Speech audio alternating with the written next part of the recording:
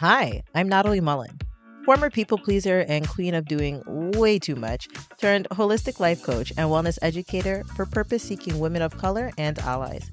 Welcome to From a Full Cup. On this podcast, I teach you how to use the 12 pillars of wellness to discover your purpose, up-level your well-being, and create the life of your dreams, because we all deserve to be fulfilled, and you simply can't pour from an empty cup. Through candid conversations, insightful interviews, and motivational nuggets, you'll feel inspired, empowered, and supported as together we navigate this thing called life, holistically and with your well-being at the center. If you're committed to personal development and you're ready for more, you're in the right place. Now let's get started. Hey y'all, and welcome to today's episode. Thank you for tuning in. Today's episode is a guest interview with Reni, and I am so excited for you guys to listen in. Reni is a content creator, marketing consultant, and finance enthusiast based in Toronto.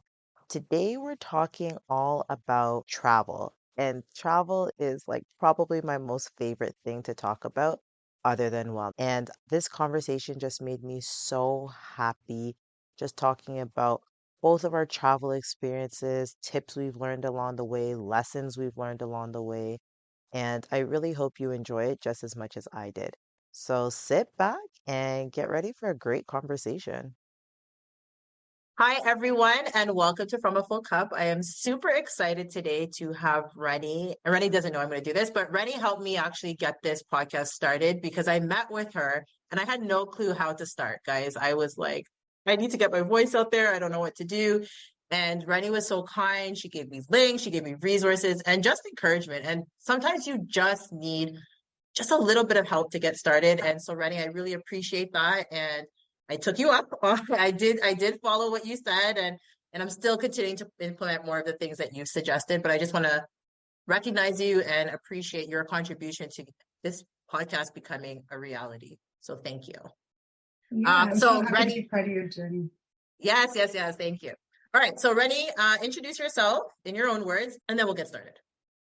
Okay, hi everybody. I am Reni. People call me Reni the Resource, and I am a financial literacy and travel content creator based in Toronto, Canada. So I share content all about financial literacy, such as investing in the stock market, budgeting, saving, and also about travel. So I love to travel. I've been to 35 countries, and I just love to share my experiences with everybody.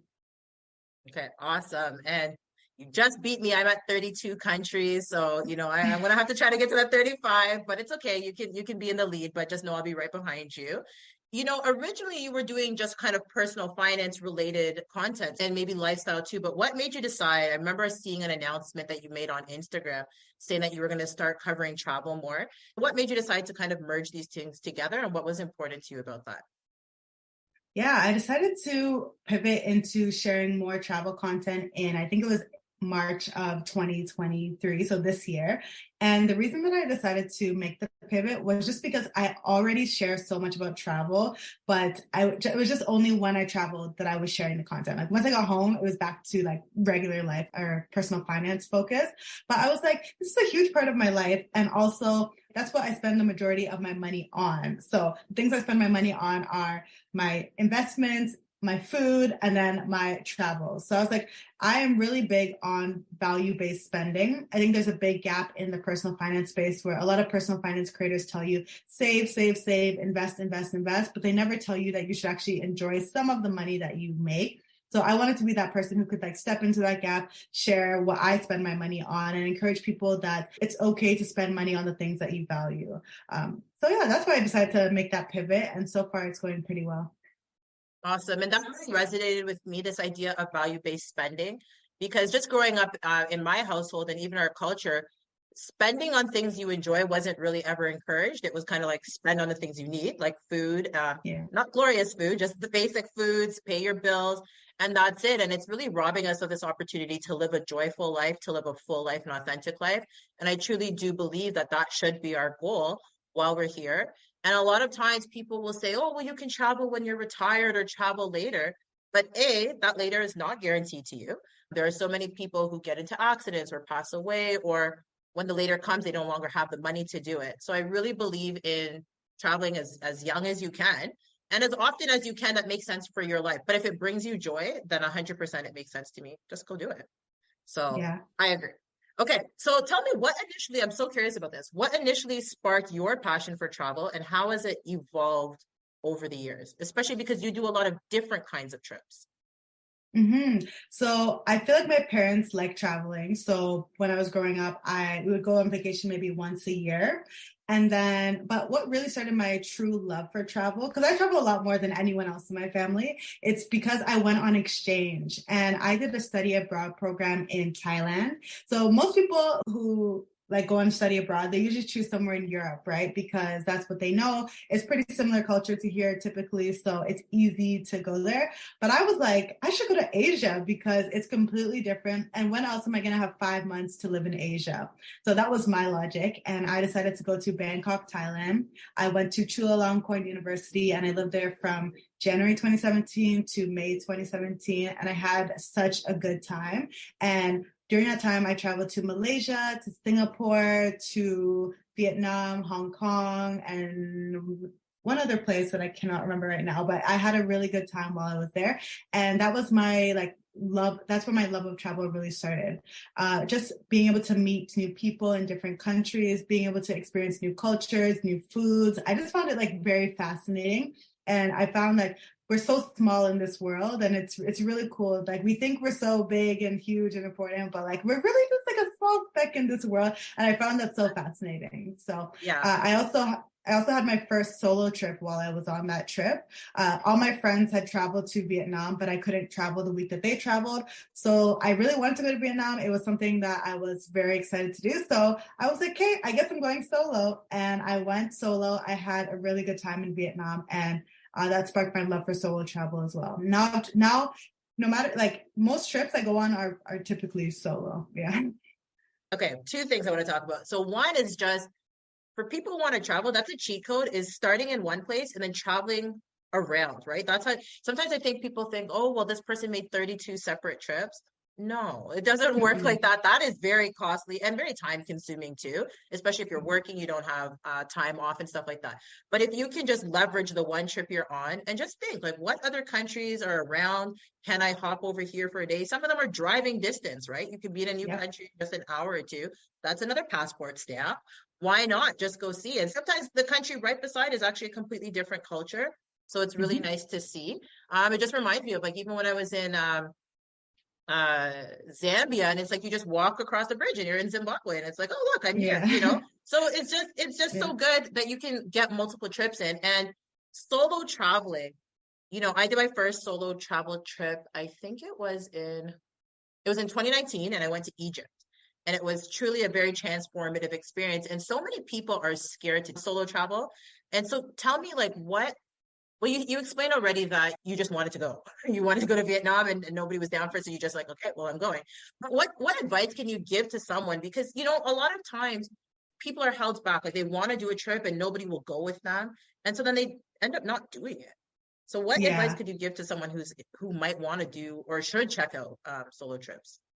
Yeah, I would say the reason, like, as you said, the reason why I went was because I was so tired of like sending a trip to my friends and being like, okay, let's go here. And then, you know, they're like, oh, okay, I'll get back to you. And then by the time the prices increase like so much, or it just doesn't make sense to go anymore, or they flop last minute. Like I was just tired of that. So I was like, hey, I just have to go. And like, if I have fun, I have fun. If I don't, I don't.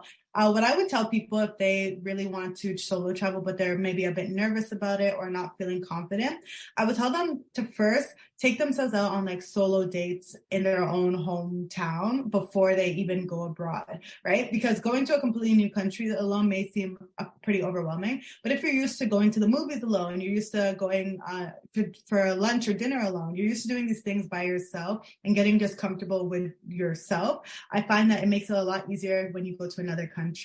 The second thing I would say for your first solo trip would be to maybe pick a country that's not too big of a culture shock from the country that you're coming from, because you're already going to deal with like the whole solo aspect. We don't also want to add on the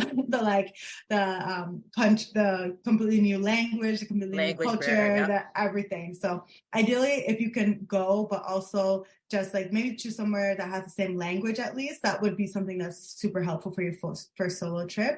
Also, depending on I would say if you're on a solo trip, book a tour while you're there, because typically you get to meet other people while you're on the tour, and then you can make friends while you're there. Because that's something that I typically do, whether I'm with someone or not. I always go on group tours, and then it's easy to meet other people who are similar to you, typically similar age, I find, especially if it's like a walking tour. They're probably going to be pretty young people who are taking those tours, and like, yeah.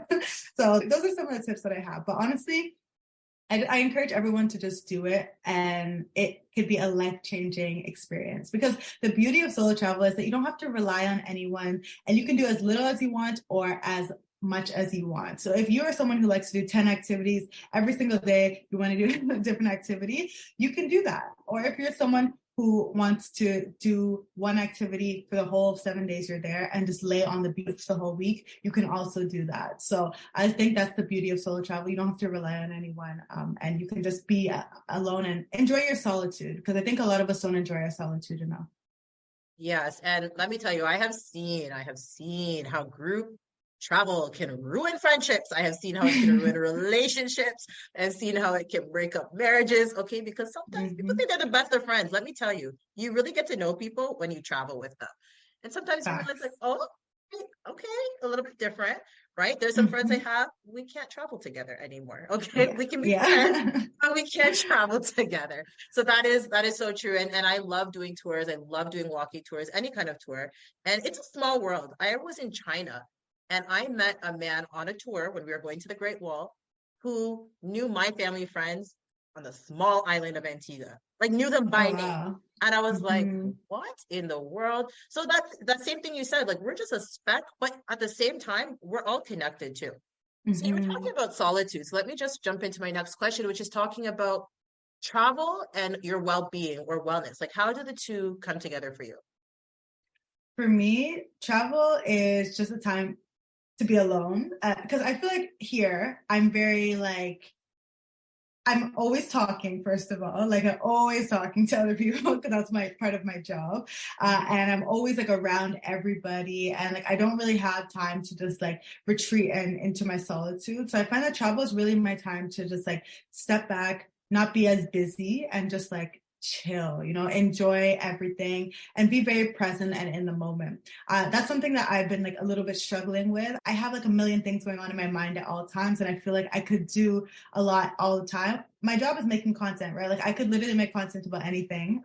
So I find that that's always happening when I'm at home. But when I travel, I feel like it's just a way for me to disconnect from like life and to experience something different than what I normally experience. So it's a big part of my wellness. I try to travel like 3 to 4 times a year at minimum. And yeah, it's a self-care practice for me, I would say.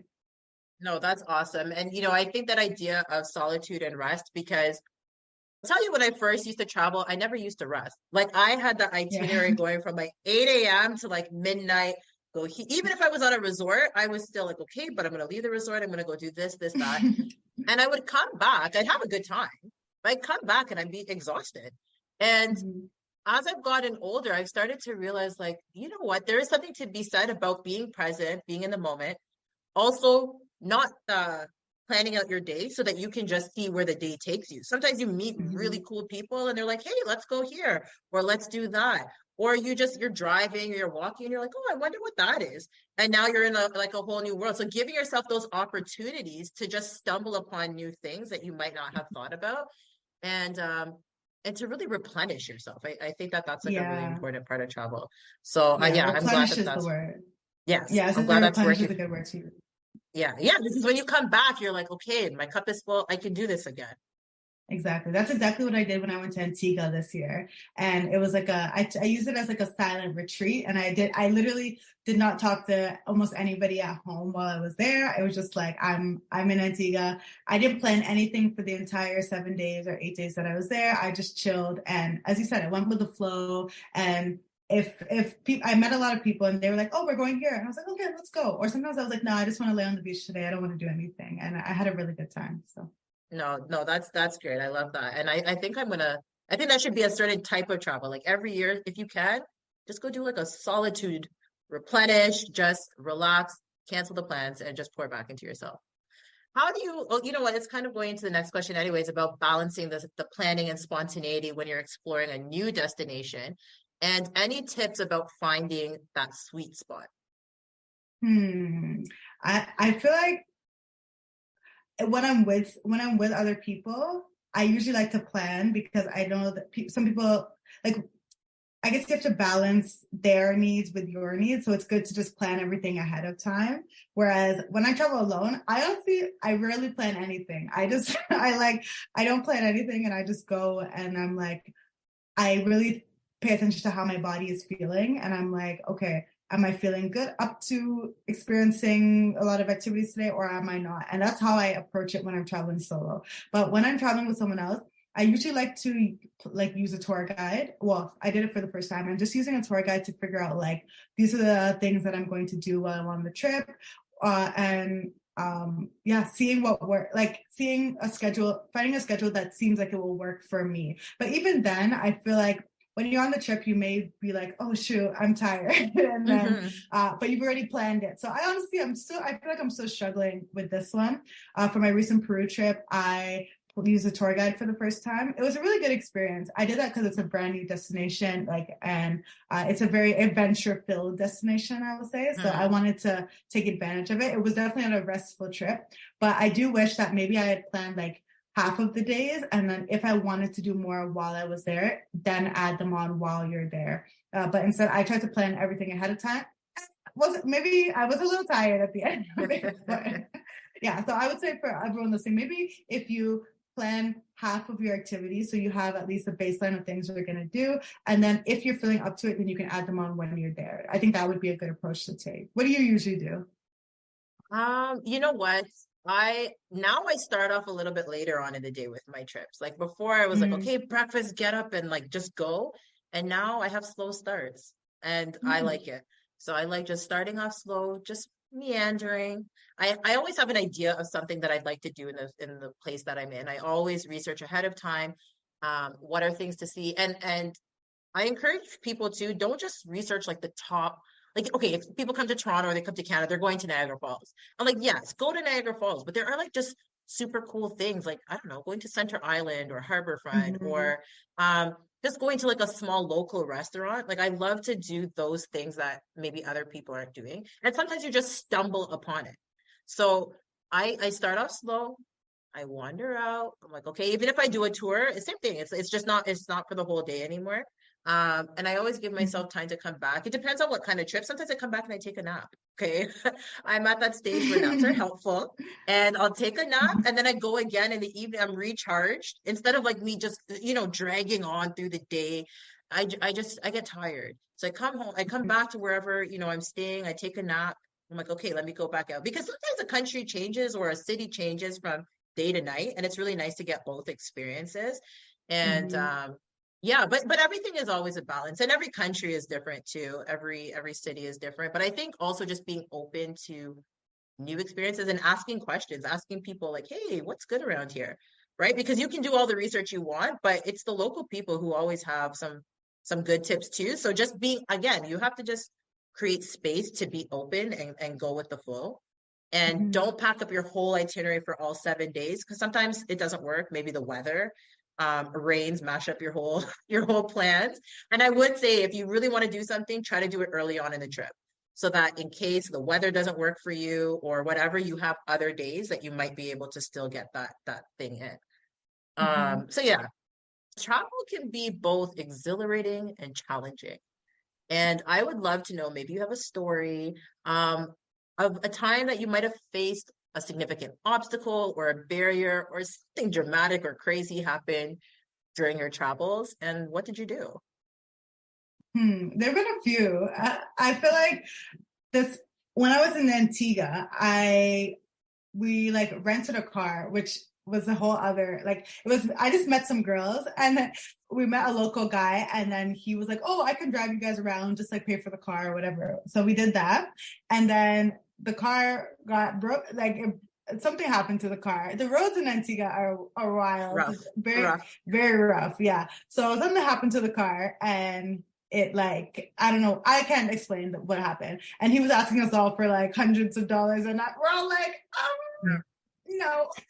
So that was an experience. Eventually we did not pay for it. I don't know I actually do not know what happened at this point, but I hope that he has fixed the car. But yeah, that was an obstacle. And so I would say, how did we overcome it? Honestly, we just took it to a mechanic with him, and then we said, please fix the car. And we had paid for the car. I don't know. It was a whole mess. I don't even know how it was solved. But another obstacle that I did have was when I was traveling in England, and I actually lost my camera, and I figured out. So I got to the airport. We were going on a flight to France, and then they canceled our flight and said the next flight was 3 days later. So we went. I know. So we went back to my friend's house that we were staying at in London. And then I get home and I'm like, where's my camera? Where's my camera? And then my friend's like, did you leave it at the airport? So we went all the way back to the airport. And the airports in London are not central. They're very far outside. And so the traffic and the headache. It was a hot mess, but the camera, I could not find it. I was panicking. Like I was literally I was hyperventilating, I feel like. And I was probably like 18 or 19 at the time. And I was just very stressed. I was like, my parents are gonna kill me. Oh my gosh. Like I was stressed. But then I just had to like take a deep breath and be like, okay, where was the last place you saw this? And I went back to where we were sitting. Some lady had it like, she was like sleeping, and she was like sleeping on the camera, so that when the person came back, she said she was going to give it to them. Who knows if that was true? But I don't know. It was a little, but she said when the person came back, her plan was to give it to them. So she was just holding it for them. So, and I was like, whatever. But eventually, I found the camera. I mean, because she could have just turned it in as well. Yeah, it was a little sus. But maybe she saw me panicking and crying, and she was like, "Hey, let me just skip." But the moral of the story for that was like, just when stressful things happen, just take a step back, calm down. At the end of the day, if I did lose it, it is a material thing. You still have your life at the end of the day, and just like take a deep breath, relax, and evaluate the situation from there. Because crying, honestly, was not helpful at all. It was just making me more stressed and panic. So that was a stressful experience and that I experienced. I am glad you got back your camera. That's a story. I have a story too. That's the thing. Once you travel a lot, there's always a story. But some of them are a little bit wild. I remember I was in Germany, and I was young too. I think I was about 18 or 19, maybe 19 or 20. Let's go with 20. And my cousin and I, we had gone on a trip. We were with Kentucky. So for those who don't know Kentucky is a tour group for 18 to 35-year-olds. Highly recommend it if you're nervous about traveling. They do different places around the world. A lot of times it's Europe or Australia, parts of Africa, all over the place, really. So anyways, we were in this tour group and we went to Germany, and all of the group went to one specific place. I think it was like a beer hall. And I don't drink beer. And I was like, I don't want to do this stuff. That's the only thing about being on a tour sometimes. Sometimes you go to these places, these stops, and you're like, but I don't want to be here. So I do not drink beer, have zero interest. So I'm like, I don't want to do this. So I was like, I'm in Germany, it would be really powerful for me to visit a concentration camp and just really honor that experience and kind of just center myself and always just remember the horrible things that have happened in the past so that we never go through them again. So I was like, okay, I want to do that. I want to go see the memorial. And anyways, we went to that and it was very impactful. And so we come back now to the beer hall and there's no bus. And like, I'm with my cousin. Okay. My cousin's 2 years younger than me. We're like looking for the bus. There's no bus. There's no people. Okay. Now I need you guys to understand Germany is a different country. They do not speak English for the most part. And we're in it's like the Sound of Music. Okay. So like, we're just on rolling hills with like a random building. And I'm like, we had just got in a taxi to drop us back. So I'm like, where's the bus? And so we go inside and the workers are trying so hard to explain, like, bus is gone. And I'm like, yes, I do understand that. But like, is it coming back or like what's happening? And language barrier can be very difficult. And at this time, everybody, I think we had phones, but we didn't have data. We didn't know anything about like international SIM cards or anything like that. I learned my lesson. Okay. So we are just in the middle of Germany, in the middle of this building. We finally understand that the bus is gone and is no longer coming back. That much was communicated to us. So now I'm like, so what do we do? Like, we're not even in a city. Like, I truly have we're just in grass. It's like hills in a building. So I'm freaking out, but I'm the older cousin, and I'm like, my parent, like, what is gonna happen? I'm scared about my parents, okay, who are in Canada, who are gonna kill me for getting lost. But I'm like, it's not my fault. Long story short, we eventually figure out a way to get back to the subway station. The subway is not in English. I don't even know to go left or right. Like, I'm just like, I just don't know. I had an idea of where our hotel was. And again, the struggle bus was real, but you have to be very brave when you're traveling, especially if you're traveling alone. You have to ask questions. You've got to be willing to, like, excuse me, hi, can you help me? Somebody eventually will be able to help you. You'll always find someone who eventually speaks a little bit of English, or people will come together, but this is something you have to kind of overcome. And a lot of people work together to try to help us get to the right stop. And then eventually we got off, and now I'm on the street. I don't even know where to go, but I just remember what the hotel looks like. I didn't even know the hotel name. Guys, this is reckless. Like, this is just, I was so reckless. I had no account of the hotel's name. I had no ability to call anybody. I don't even think I had my phone. My passport was in the suitcase, which was on the bus. Like, it was just a mess. But long story short, we got back to the hotel. And what ended up happening, our tour guide was like, oh my God, I'm so sorry. Apparently in Germany, they have very strict rules around how long a driver can drive for. And the bus will actually shut off if they pass their hours. Because they don't want this for driver safety, right? They don't want the drivers to fall asleep. So the driver realized he was going to pass his hours, so he had to get everybody back to the hotel. And I guess we're just like collateral damage. Like, I mean, that's scary. I was like, were you guys going to call my mom and tell her that you lost her? Because, anyways, it worked out in the end. And we got a free, we got to do whitewater rafting in Austria for free. And I think she gave us a couple bottles of wine. Like, in hindsight, I should have asked for a lot more. But, you're young. You're just like, okay, let's go party now. Yeah. So, oh, wow. That is scary.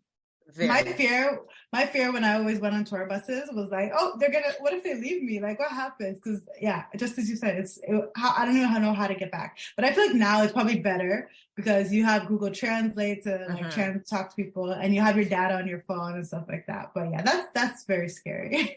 Yeah, and that's why I remember I saw one of your posts on Instagram that was talking about like having like an international SIM, or maybe I'm not saying the right words, but like that's important because you just never know what situation we might be in.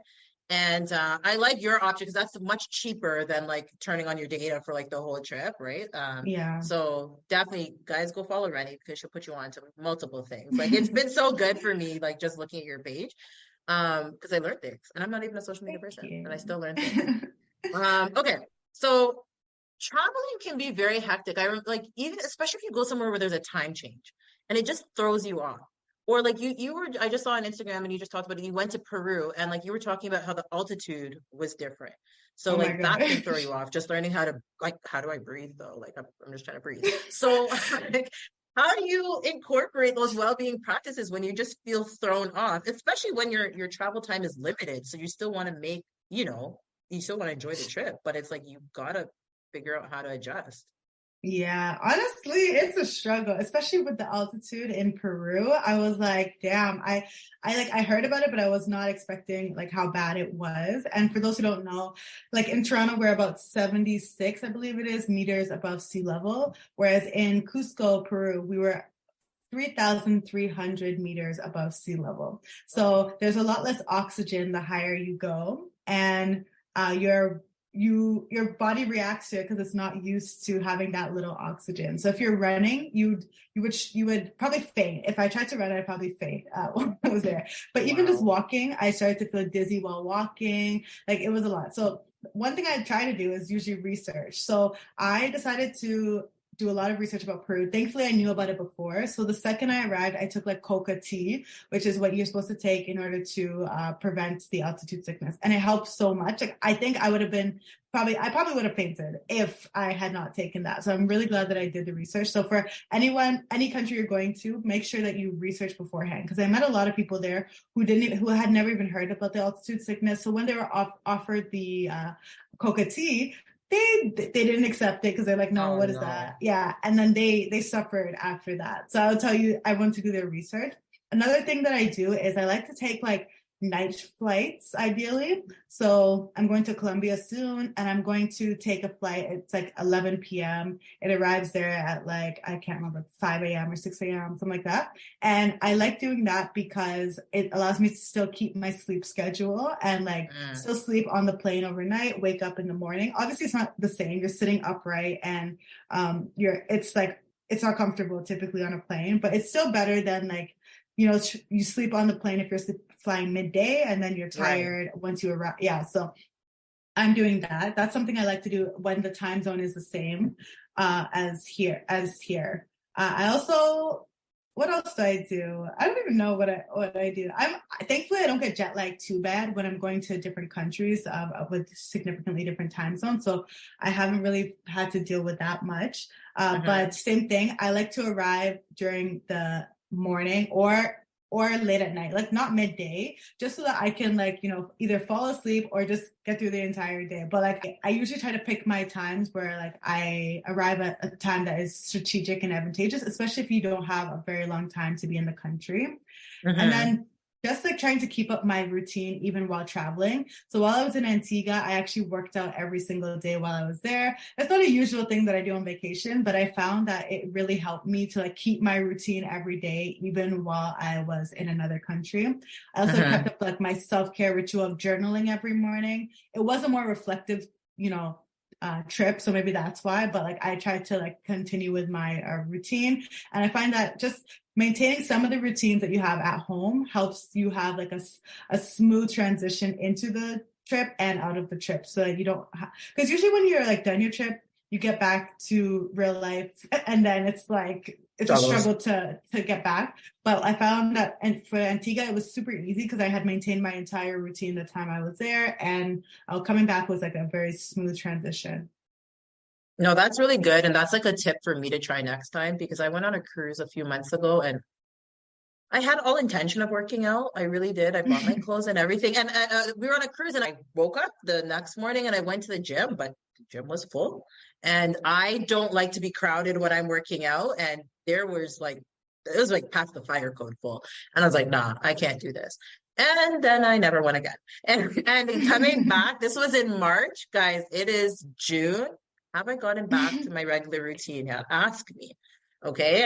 And then because when I got back, I was sick and that knocked me off even more. So I think that next trip for sure, I love what you're saying about like just trying to maintain the routine.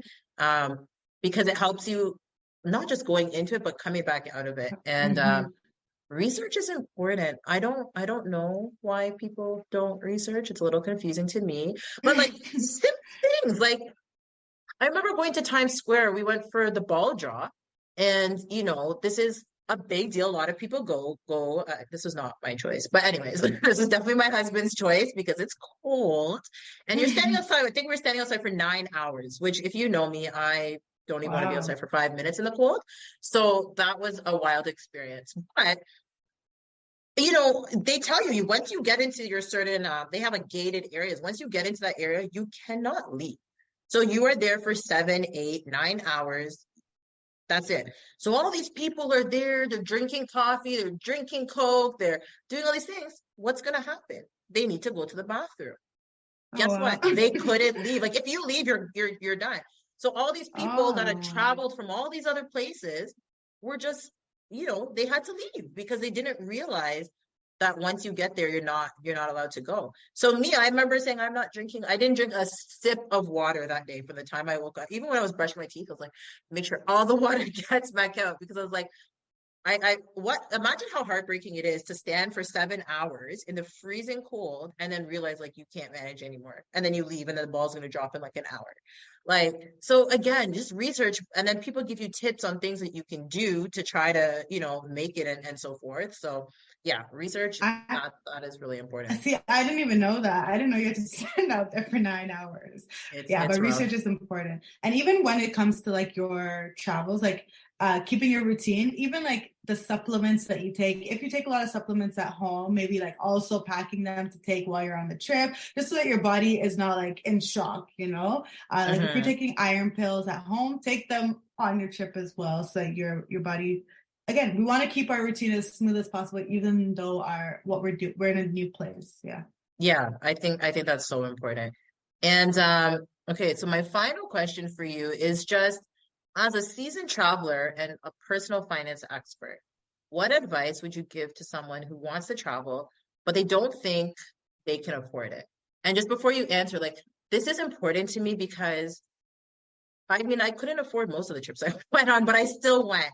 And I'm so grateful, especially when I was in university. I had no money, but I did so much traveling then, and I'm so grateful I did it then because people kept telling me, "Oh, you shouldn't travel. You should save your money. Da da da da da. Wait till you graduate, and then."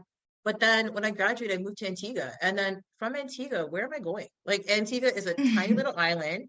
There's very few international flights, so you usually have to fly from Antigua to somewhere to then go to where you're going. So when I went to China, I went from Antigua back to Toronto to then go to China, right? So like that gets very expensive, and bless Antigua, Antigua's expensive. So it's not, so these things, if you can do it, I think you should do it. But anyways, let me not give my 2 cents. I'd love to hear from the expert. Give us your advice, Reni. Okay, so someone who wants to travel but doesn't think they can afford it. I think that oftentimes when we look on social media, we think that travel has to be like extremely expensive because, we're seeing typically like the glamorous travels, right? We're seeing people spending $2,000 on their over water bungalows in the Maldives, and we're like, oh, this is the place that I have to travel to, right? And I need so much money to do it. But I always tell people, like, you can travel on a shoestring budget. There are lots of places that you can go that are more affordable than the Maldives. So thinking of like the location that you travel would be really important. Like maybe you're avoiding the islands. Maybe you're avoiding Antigua because Antigua is very expensive. Maybe you're avoiding, like, maybe you're going to Mexico instead of Antigua just for price wise, right? I think it's all about doing the proper research and finding the places that make most sense for your budget. But I also think that being very intentional about prioritizing travel is a way that you can start to afford it. Like ever since the time I was in university, I would put away like $50 from each paycheck into a separate account. And I'm like, this is my travel money and I'm going to go and, start traveling when I have enough money in this account. And that's exactly what I did. Even when I wanted to go to Thailand, I worked 2 jobs that summer before, an internship and a part-time job, just so that I had enough money to like go to Thailand for 5 months where I wouldn't be working. So I feel like if you really want to travel, you have to start prioritizing it and like making it a line item in your budget. So every single month, even if you're not going anywhere, you're still putting away money every single month towards your travels. And that way you'll be able to afford it. There's nothing wrong with getting a side hustle just to fund your travels. Like I see a lot of people doing that. I think it's super smart. I literally work so that I can, like, that's, one of my goals, one of my reasons for working is so that I can travel more. I want to make more money so I can travel. Also, look at travel deals. Like, again, travel can be expensive, but recently I saw a flight to Thailand for like $970, where it's normally $1,900, right? Okay, there are levels to this. So I would tell you to sign up for some like travel, what are they called? Travel newsletters, which send out deals. And to utilize those. If you want, there are lots of all-inclusive deals that you can find, especially like to Cuba. Like it's all dependent on the location that you travel. Travel does not need to be extremely expensive. I know some people do like couch surfing even. I don't know if I recommend that, but People stay, you can like go and stay on people's couches in exchange. And then you live there. There's also like house sitting where you can live in someone's house and explore the city that they live in, but you're like taking care of their house while they're gone. And that's how they're paying you. So there are a lot of ways to travel. I haven't tried the house sitting or anything like that, but it does not have to be like the super glamorous luxury travel that's the way you see the world. Even like staying in hostels, for example, if you want to stay in a hostel versus a hotel, you can save so much money. Like my hotel in Peru was like $100 a night versus the hostels in Peru were like $20 a night. So that's a way that you can still go to these countries, but save a lot of money while you're doing it. No, that's such a good tip. I remember my first hostel I stayed in was in Australia. And again, as Reni said, there's levels to this. So at this current stage, I'm not going to any hostel. But you know, there was a time when that was the option, and that's what allowed me to do the things I wanted to do. So don't knock it, right? Like you might not start off with glamour or luxury trips right away. So just do what you can do. But my first hostel I stayed in was in Australia. And I remember everyone was like, oh, haven't you seen the movie Taken? You're gonna die. Like, you know, all stuff. I'm like, whoa, where's this energy coming from? And you have to use wisdom, right? But I mean, I chose a room. I think there was like 6 or 8 people. I slept with my bag like right under my head, wrapped around my hands. Like, you know, you just got to use a little bit of wisdom and kind of, you know, just watch the place, evaluate the place, read the reviews, right? Like I'm not just walking in the street to any hostel, period. Like I read all the reviews, they're rated. Some hostels are actually really nice, and it's a nice way to meet other people as well. And since then, I think I stayed in a hostel in China as well. And I think after that I was done. I was like, yeah, I think I can I can do other things. I can do hotels, but there's so many deals out there. And you know, a lot of people I see going into debt to travel, and it can really throw you off. And I maybe you can speak to this, but I used to do that. I'm not gonna lie. Well, I used to be a little bit reckless, but now that I'm older and wiser, I'm like, I do what you do now. So I put money aside every paycheck. My husband does the same thing, and we're like, this is our vacation fund. And even if we don't know where we're going or when we're going, so we just have the money building up. And I think that that's a much better way to do it, because when you put a trip on a credit card, like these trips are expensive. And like, even if you get a cheaper trip, like it just adds credit cards, they just never work out. They never work out the way you think it's going to. You think the trip's going to cost you $1,000. By the end, it's $1,500. You don't have a way to pay it back. And it, you know, it just balloons. And then on top of that, you're going to spend money when you're on the trip, right? So yeah, please don't go into debt, guys, to travel. It's not like you can just find a cheaper place to go. I agree. I am anti going into debt for trips. I think that save up the money and then go on the trip. And again, look for the deals. As you said, I'm not staying in any hostel at this age, but I definitely have stayed in some hostels, and it's what it allowed me to travel around Asia for very cheap. So I would say match your travels to your budget. Don't match it to your credit card limit. Match it to your to the money that's in your account. Yeah, that's it. That's such good advice. All right, Reni. Well, tell the people, how can they find you if they want to stay connected and learn more about all that you have to offer? Yes, if you want to learn more about me, you can find me on Instagram, on Twitter, on YouTube, on all the TikTok, all the platforms at xoreni. That's XORENI. I also have a podcast called Don't Go Broke Trying, where I teach people how to not go broke trying to live their best life. And season 2 just dropped, so I think you'll really enjoy it. We also have an episode coming out called Don't Go Broke Trying to Travel the World. So I think that would be a great episode for you all to listen if you enjoyed this one. And I am talking to someone who has been to 50 countries, and they've actually been to those 50 countries on a Nigerian passport, which for those who don't know is very hard to do because you have to get visas for almost every country. And she has not gone broke trying to travel the world. So I think that you should listen to that. It's available on Spotify, Apple, all the platforms. And we also have a YouTube channel called Don't Go Broke Trying. All right. I'm definitely going to look out for that one. And I've been loving your podcast. And I won't say too much, but I saw the post that you talked about the lawsuit situation, the broke confessions. And I'm like, what? Okay, but guys, that's a cliffhanger for you, but just go listen to the part about the lawsuit and the mother and the accident. It's a whole story. It's a whole situation. Reni, thank you so much for coming on my show. and just having this conversation with me. I just love talking about travel. So this has filled my cup just to talk to someone who enjoys travel as well. And yeah, I look forward to staying connected. Yes, thank you for having me.